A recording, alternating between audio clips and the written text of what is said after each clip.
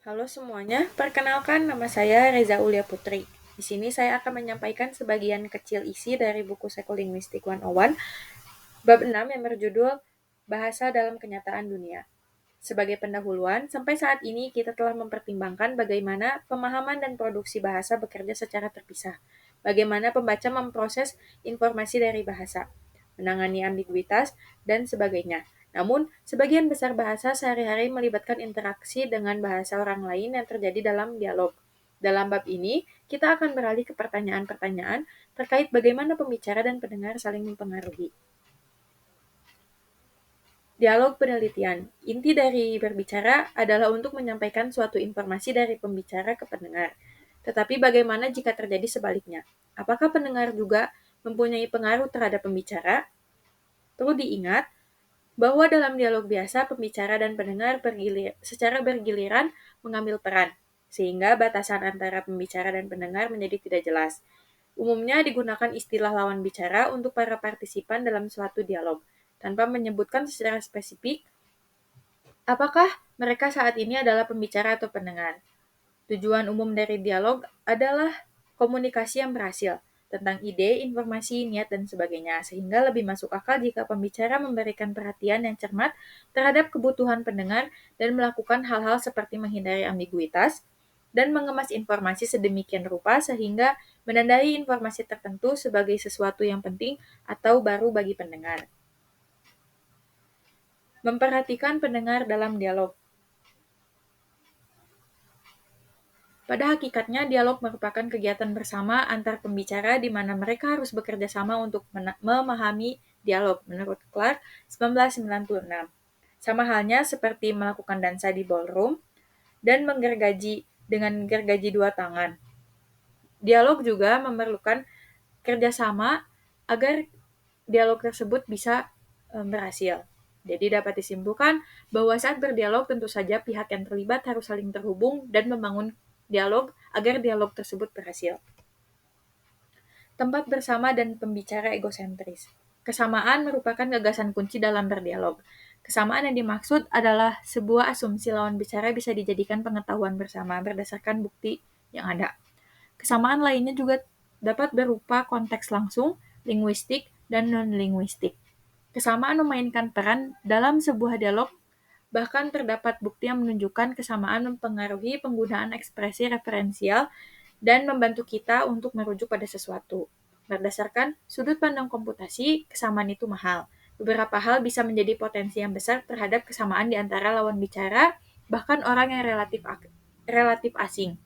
Meskipun kesamaan merupakan bagian dari bahasa dalam dialog, namun di sini fokus utamanya adalah bagaimana bahasa tersebut digunakan. Lalu selanjutnya ada kejelasan. Saat kita berbicara, kita dapat mengucapkan kata yang sama dengan cara yang berbeda. Kita dapat mengucapkan sebuah kata dengan hati-hati agar dapat dipahami secara maksimal. Atau bahkan, kita dapat mengucapkan dengan cara-cara yang lebih ceroboh, mungkin dengan cara melewatkan bunyi-bunyi tertentu yang tidak diberi tekanan atau menguranginya. Vokal dengan bunyi tipe U di tengah. Beberapa penelitian telah menunjukkan bahwa ketika kita mengucapkan sebuah kata isi seperti kata benda atau kata kerja untuk pertama kalinya dalam wacana yang lebih luas, kita mengucapkannya dengan kejelasan lebih tinggi dibandingkan ketika kita mengucapkannya sekali lagi. Jadi artinya kata tersebut lebih mudah dikenal ketika kita sudah mendengarnya. Lalu selanjutnya ada penghindaran ambiguitas. Bahasa mempunyai potensi untuk seringkali bersifat ambigu, baik dari segi makna, kata individu, maupun strukturnya. Namun, ambiguitas ini dapat dihindari tergantung dengan pilihan kata yang kita pilih.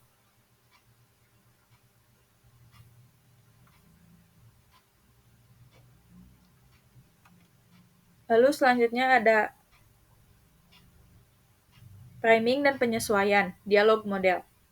Pickering dan Garrett 2004 berargumen bahwa berbagai bentuk priming termasuk sintaksis berfungsi untuk menyelaraskan berbagai bentuk representasi dan bahwa dalam dialog yang berhasil, kondisi mental lawan bicaralah yang menjadi selaras. Sehubungan dengan penyelarasan sintaksis, Sebenarnya, ada banyak minat dan penelitian tentang dasar sintaksis atau struktur.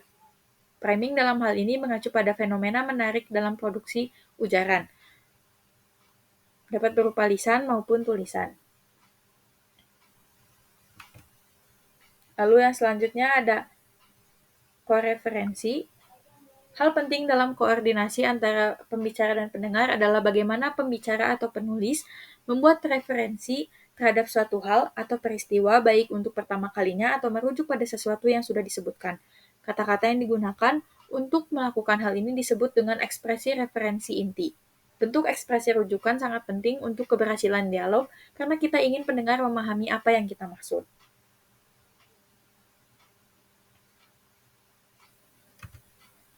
Sebagai contoh, ini ada contoh analisisnya. John pergi ke konser, Jill ingin pergi bersamanya.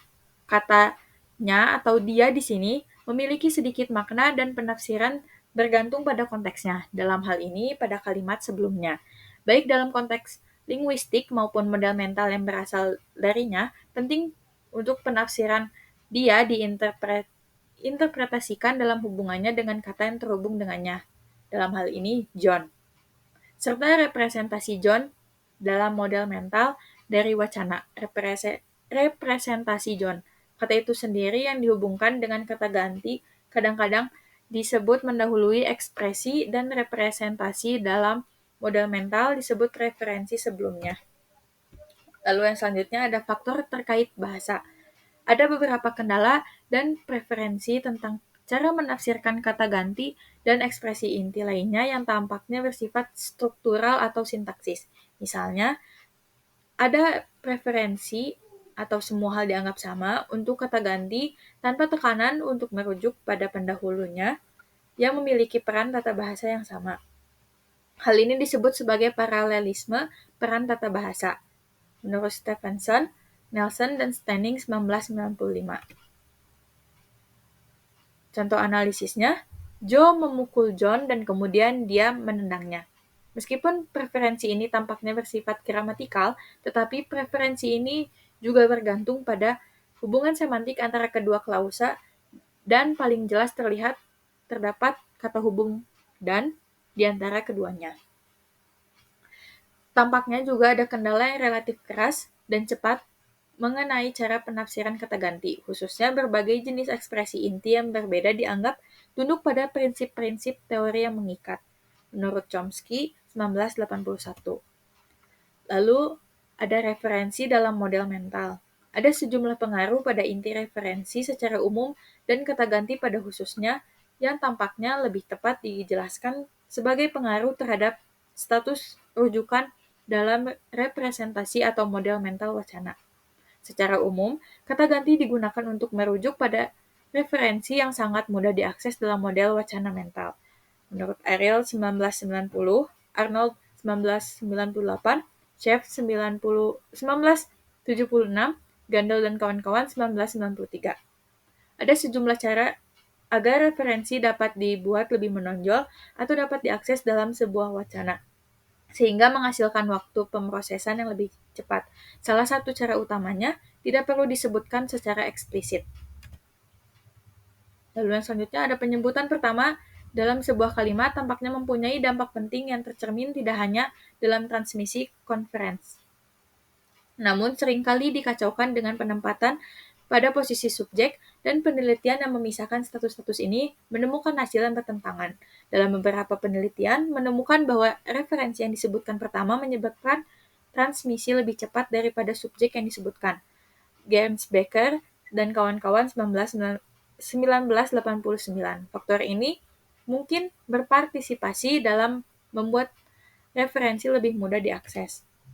Contoh analisisnya ada Samuel mengancam Justin dengan pisau dan Erin menutup matanya dengan shawl. Lalu contoh kedua, Samuel mengancam Justin dengan pisau dan Erin menghentikannya menggunakan semprotan merica. Pada contoh pertama, hubungan koherensinya paralel. Samuel melakukan sesuatu dan Erin melakukan sesuatu. Sedangkan pada contoh kedua, hubungannya dengan hasil. Samuel melakukan sesuatu dan hasilnya Erin melakukan sesuatu. Katz dan kawan-kawan menemukan bahwa tipe hubungan koherensi mempengaruhi cara orang menafsirkan dia yang ambigu secara sintaksis. Relasi paralel menghasilkan lebih banyak interpretasi bahwa dia mengacu pada Justin, sedangkan hubungan hasil menghasilkan lebih banyak interpretasi bahwa dia mengacu pada Samuel. Baik, sekian dari saya. Kurang lebihnya mohon maaf. Terima kasih.